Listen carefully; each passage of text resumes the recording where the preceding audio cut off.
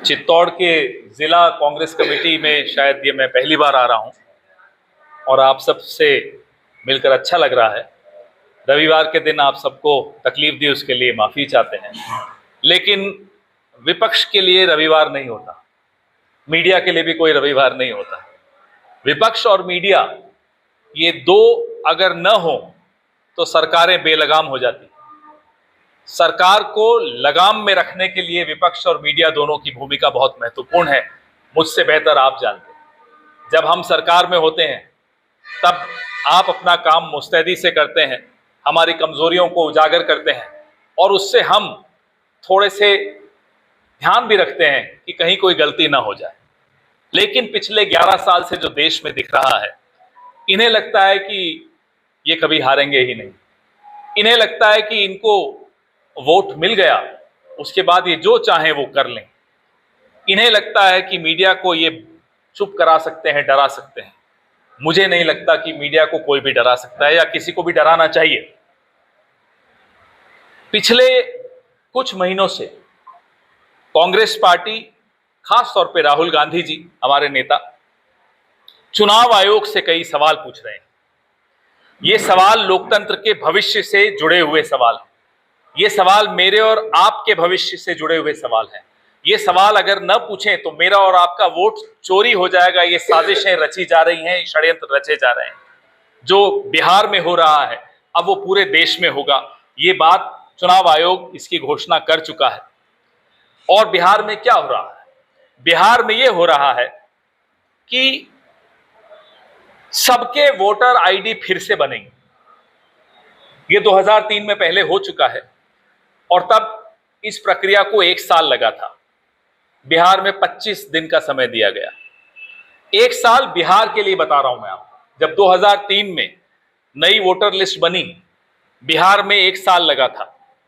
इस बार चुनाव से पहले घोषणा हुई और 25 दिन का समय दिया गया।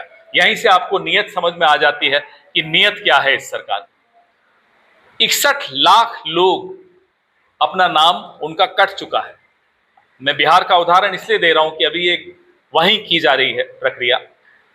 बिहार के कई लोग बाहर जाकर मजदूरी करने जाते हैं, नौकरी के लिए जाते हैं। अब उनके पते पे अगर वो नहीं है तो उनका नाम कट गया। आधार कार्ड जिसको बनाने के लिए, बनवाने के लिए हमें और आपको इतनी मशक्कत करनी पड़ती है, वो आधार कार्ड बैंकों में चलता है, पासपोर्ट बनाने के लिए चलता है, हर जगह वो चलता है, लेकिन चुनाव आयोग कहता है साहब यहां नहीं चलेगा। तो जब मेरे पास आधार कार्ड है तो मेरे को अपनी बर्थ सर्टिफिकेट लेकर आने की क्यों आवश्यकता हो? बर्थ सर्टिफिकेट अगर मैं भी आप सबसे भी पूछूं जो यहां इस कमरे में मौजूद हैं, मुझे नहीं लगता कि 10-15% लोगों से ज्यादा होगा। मेरे पास मेरा बर्थ सर्टिफिकेट नहीं। तो इस तरह जो कंफ्यूजन पैदा किया जा रहा है, ये हमारे वोट को सामने के दरवाजे से घुसकर चुराने की साजिश है। महाराष्ट्र में जो हुआ वो पीछे के दरवाजे से चोरी हुई। बिहार में जो हो रहा है ये सामने के दरवाजे से चोरी हो रही है और इसमें चुनाव आयोग पूरी तरह से शामिल है। ये सवाल आप सब, जैसा कि मैं कह चुका हूं, हम सब के भविष्य से जुड़े हैं। इसलिए मैं आप सब से भी गुजारिश करूंगा कि इस सवाल को बढ़ चढ़कर पूछिए सरकार से, ताकि दबाव सरकार पर बने।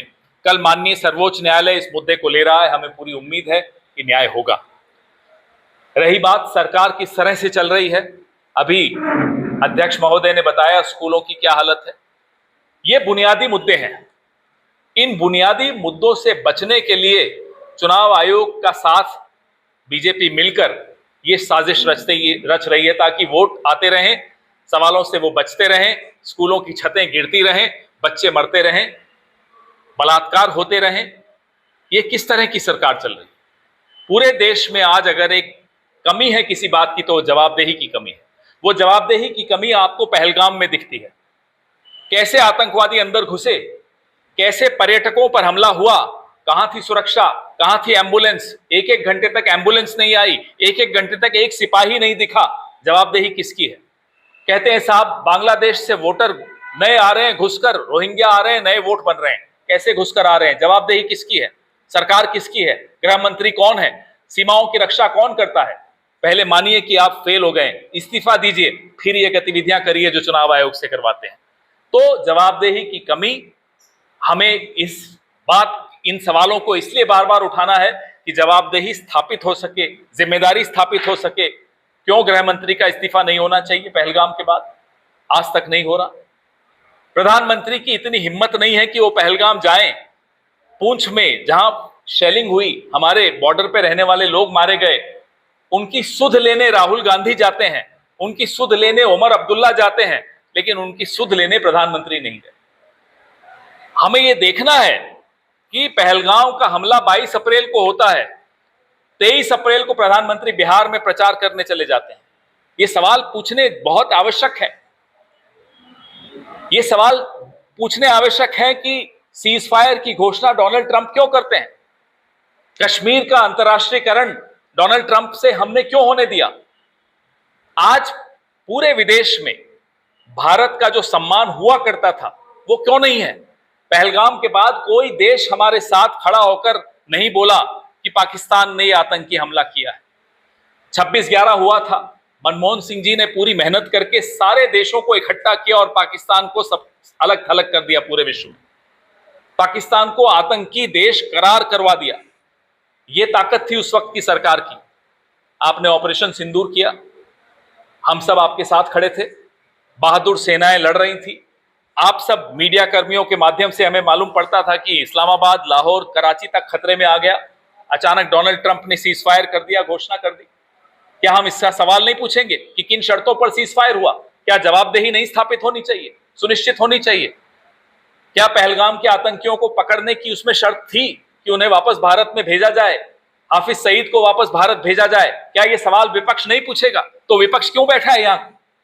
आपके भजन गाने, आपका महिमा मंडन करने? नहीं, विपक्ष का महिमा मंडन करने का काम नहीं है, मीडिया का महिमा मंडन करने का काम नहीं है। हम सबका काम सवाल पूछना है, क्योंकि ये देश आपकी तरफ और हमारी तरफ उम्मीदों से देख रहा है कि आप सवाल उठाइए ये वाले।